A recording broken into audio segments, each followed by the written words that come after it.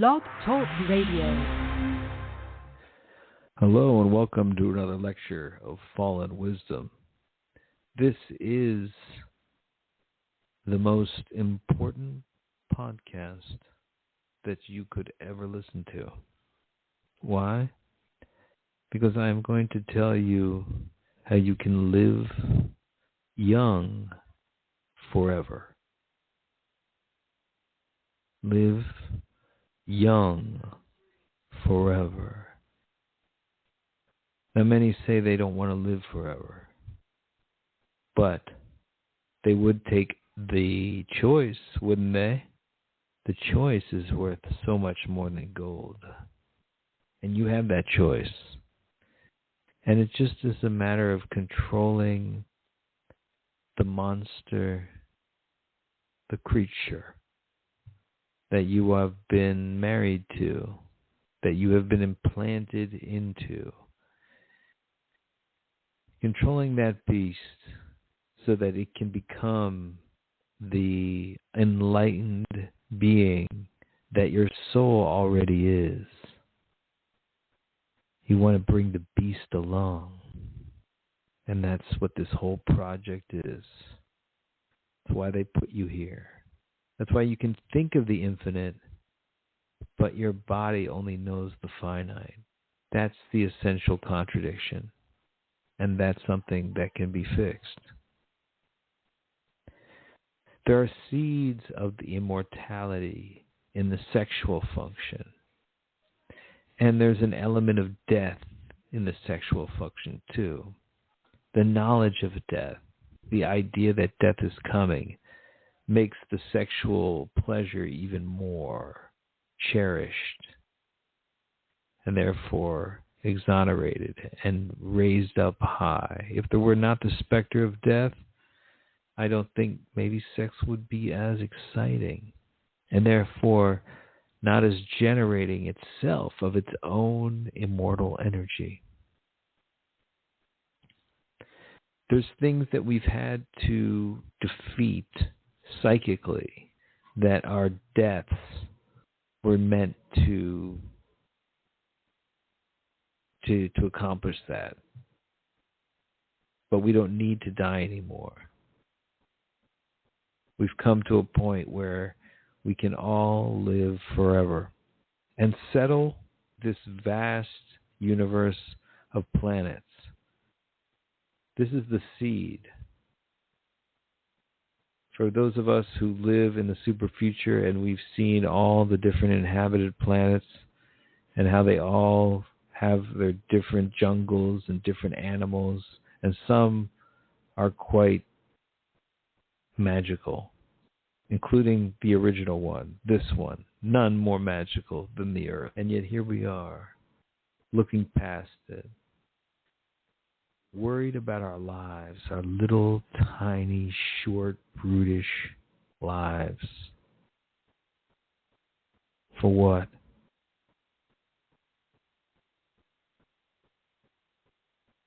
It all amounts to nothing if you just shrivel up and die, right? No matter how much money you get, how much fun you have, how many parties you go to, if you just become an old, frail skeleton, why should it matter? Why does anything matter under those conditions? It's just the fleeting time that matters. Makes everything so important. I want to have fun. I want to live my life. I want to savor these moments. And yes, those are good things, but why?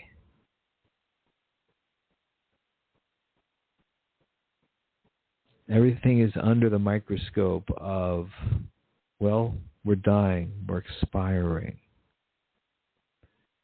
Once you get into that mindset, it creates its own stress level, which kills you. If you could just see how stupid it is for you to die at all, for you to age at all. It's just pure stupidity. And believe me, it's a disease in and of itself. People aren't the problem. your attitude about the world and about where we are and about your happiness level is what's important. You have a responsibility to become happy in this world. And if you don't do it, then you're actually a bad person. Doesn't matter if you're like, do everything right according to all the rules of morality. It doesn't matter. You were wrong. Because why? You're walking around unhappy. Now, it's easier said than done. And some of us, most of us, cannot control that. But one of the greatest tools is to understand how immoral it is to let yourself get into that state. And if you have to do drugs to get out of it, that's even better. That's fine. Do not let yourself get into a bad mood. It's poison. That's the poison that I'm pointing out here that people are overlooking. You can eat the healthiest diet, and if you let yourself stay in a bad mood, you will be poisoned by that very healthy diet. The bad attitude kills all cells.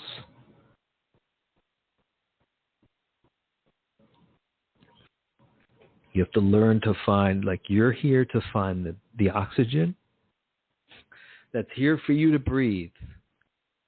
You're here to take it in and thank every last breath for what it gave you.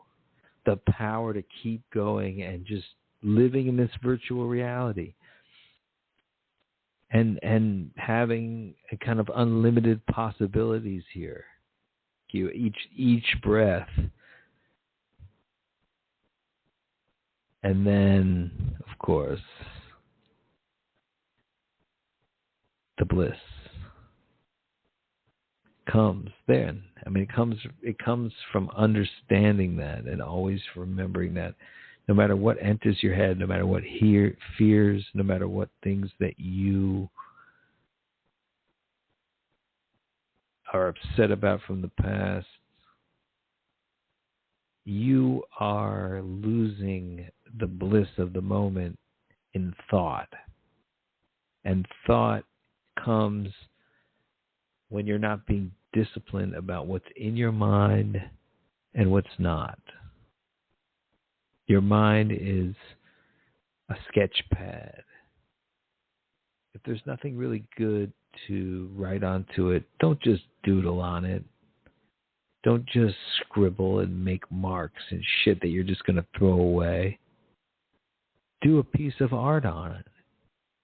Do something dramatic with it. Do something, make it art. Or make it the prototype of something artistic. Never doodle. And what I'm talking about is your brain. Your brain is constantly doodling. And to a certain extent, you can't stop it. But there's a lot of it you can. A lot of it that's really churning poison into your cells. With every fearful thought, which inevitably comes up when your mind is not silenced. Each time it comes up, it damages you. Is that really worth it? It seems like it is. It seems like to the conscientious, the constant fearing of a certain outcome is the great motivator. And I suppose it is to a certain extent. But you only need to understand it once. You don't need to relive it 50 million times to feel the importance of it. In fact, doing that takes away from your ability to do anything. It deteriorates your very mind. Fear is one of the worst deleters of mental capacity. One of the best deleters, really. Fear is just, that's You want to talk about why people are stupid? It's because they're very scared. The more scared you are, the dumber you are. Simple as that. You want to become really intelligent? Stop being scared. Stop letting yourself get scared more than one time about one thing. Once you've gotten scared about something, there's no need to be scared by it again. And you can remind yourself that. You can say, hey, I was scared of that before. I know it's something. I don't need to be scared of it again. I don't need to feel the fear again. I don't. I need to just do something about it, and that's what I'm doing. But feeling the fear, that's not going to help me. So no. Those kind of conversations are important to have in your head. Because if your head is taking control of you, shallow life, short life, frustrated life, in all this beauty, you're walking around in a fucking paradise and you don't see it. And that is essentially what happened in the Garden of Eden. You had Adam and Eve starting to feel a thing called shame. What is shame? Shame is the reenactment of something that you're not proud of in your mind. And the feeling that it gives you, which is negative, which is cringy, which is poisonous. Shame is poison. And sometimes, whether it's justified or not, it certainly is justified in certain instances, but it only needs to be experienced doesn't need to be experienced more than once. And that should teach you all you need to know about it, and you don't need to go through it again. That's the same for past experiences of all negative kinds. They're with you. There's no need to revisit them. There's no need to think about them again. They will be remembered, just like the hot fire on the stove. When you get burned by them, they burn a memory into you, and you never need to revisit it because it's there. It's in your catalog of important things to remember. So you don't need to re-experience the pain, and you don't need to re-experience the fear and the mental state that accompanies those things. That's what trauma is. And trauma, generally speaking, is the inability to not reenact the entire episode almost mentally. If you can escape from a very intense negative situation without doing that, you've escaped with minimal trauma. But trauma has one vehicle, the main vehicle, and it's aimless thinking. It's the pipeline into which trauma inserts itself and allows it to take over your mind. So you close that. You close that by just being very diligent about breathing. And with each breath, asking your mind, what is it thinking about, and is it intentional or not?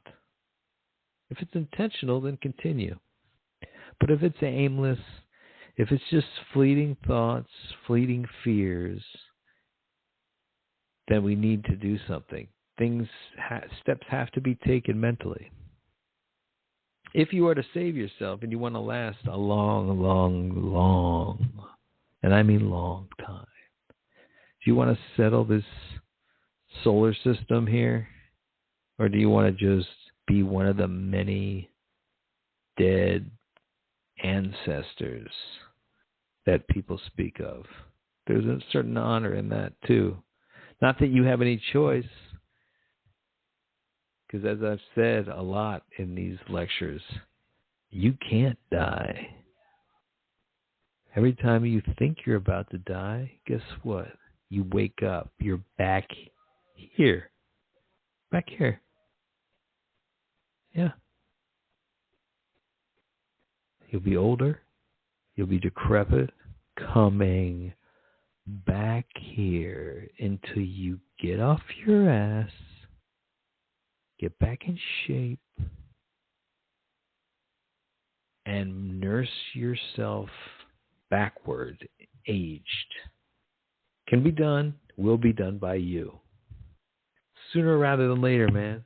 And it's easier to do it if you stay young than if you let yourself get super old and decrepit and then come back. So much better. Just stay young. I'm giving you some very high level instruction on this. It looks simple, but it's much more complicated than you might think.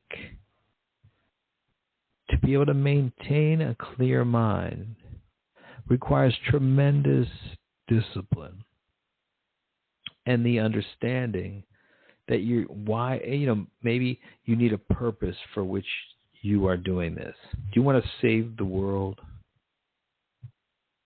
Do you want to save this planet? You can only get there through one thing, the way of the Buddha. The way of the enlightened man is the only way to save all the other men. Get control of your mind and you get control of this entire universe. And you can do with it what you want. The universe will never let itself be controlled by a chaotic mind that can't even control itself. In fact, the universe will find a way to blurt out that mind. Doesn't want to join with it. In fact, it's his enemy. It's her enemy, I should say. So let's face it. If you're a man, heterosexual man, God is a woman. A beautiful, young, luscious woman who just wants to be impressed, who wants to look at you and be like, wow, I'd love to date you. Are you giving off that vibe? Similarly, if you're a heterosexual woman, God is a man, is a very eligible bachelor. He is also asking the question, would I want to date this woman? But it shouldn't even be like a question. It should be like, yes, of course. And only then do you start to get the favors you want from God. I mean, if you were just to pray to a lover, if you just took this out of the metaphor here, and you were to pray to a lover for the things you wanted, you wouldn't get really good response. So why should you get the same from God? God needs to be seduced by you, by your coolness. It's just like any other date that you would be on. If you're on a date with somebody and you just pray to them in front of them, they'll just laugh at you. And I think that's what God mostly is doing to people who pray to him. They're praying to him like he's retarded. They're praying to him like he needs his ego stroked. They're praying to him in this lofty manner, like they call them Lord, which is essentially what people would call the person above them in the feudal society, landlord. And then the person above the landlord is the Lord. And then the real Lord, the Lord Jesus Christ, right? Or like whatever. In that model of thinking, you're basically the poor vassal of God. And actually, you're an improvement on God. Because you're God implanted into a physical being. That's an upgrade. God does not have physicality, so you have an attribute that God does not have. Granted, it makes you more limited. Does it? Can you achieve your Godhead, your God powers in this limited body? Of course you can. Of course you can. But not without spiritualizing and taking this body with you. That's the price. Because you could always leave this body and return to the God world, return to the God realm, the non-physical God realm. You could do that. Eventually they're going to send you back down for another try. And that's what so-called heaven is. This is Lectures of Fallen Wisdom.